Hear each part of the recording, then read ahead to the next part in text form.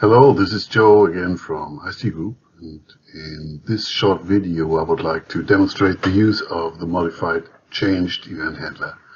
So what is it for? Imagine you have an entry form of some sort with a bunch of entry fields like text boxes, date time pickers, and so forth. Also on the form there's a save button that is disabled when the entry form is shown. You would want to enable the save button as soon as the user types something in one of the entry fields, so that saving the data becomes possible without the cursor leaving the entry field.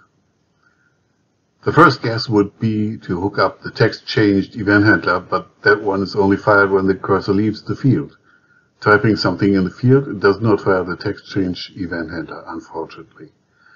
The second big guess would be to hook up one of the key press events, but that's not a good idea because there might be a lot of users typing all at the same time. And every time one of these users types a character, a round trip between client and web server is executed. That generates a huge amount of traffic between client and web server, so that is not a good idea. And this is what the ModifiedChanged event is for. It fires once when the user types something in the text box for the first time. You can intercept the event and, for example, enable your save button. Subsequent typing does not fire the ModifiedChanged event again, so the amount of traffic between client and web server is minimized. So let's build a small demo up for this. First of all, we need a new project. Web page application is fine. Let's call this ModifiedChanged. We don't need this page. Let's make it the startup project. Rebuild is always a good idea. Open the main page. And there's our web application. First of all, we want the button. The name could be save, for example. Then let's add a text box.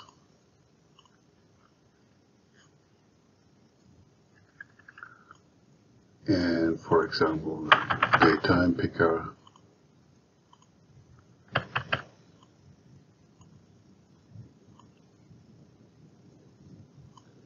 The date time picker, I don't like the date there, and it should be, the format should be short. Okay.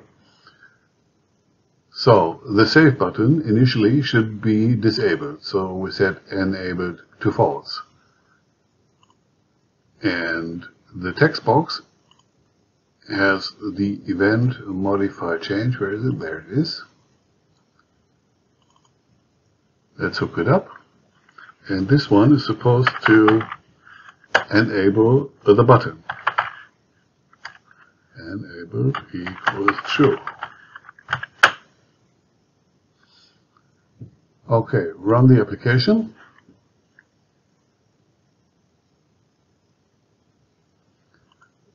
The datetime picker is not hooked up to the ModifiedChanged event handler yet.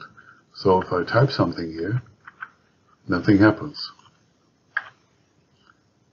But here, the ModifiedChanged event handler is hooked up, and if I type the first character here, the save button gets automatically enabled.